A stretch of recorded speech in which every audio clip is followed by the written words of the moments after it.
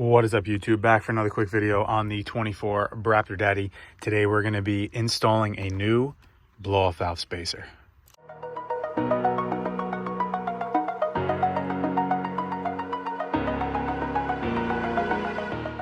All right, so today is an exciting, quick, easy video.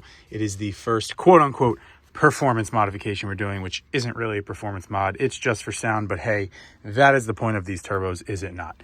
So I have this blow-off valve spacer that actually came off of my 24 Sasquatch, which I will drop that video right here if you happen to have a 2.3. I got this off of eBay for $15. It is all anodized and it is in nice shape, and you can see barely used. So we're going to install this on the Raptor. It has all the hardware. I will drop the link below as always. Normally you would need an E6 Torx bit in order to remove these bolts, because Ford had to be difficult and use something weird on it. I did not have that, so I was able to find out that a 4mm will actually fit and not strip the bolt too bad. So we're just going to use that so that we don't have to delay the process and wait for an E6 special ordered socket. So let's get these 3 bolts removed. We will slide this on with the new hardware provided, and we'll see how it sounds.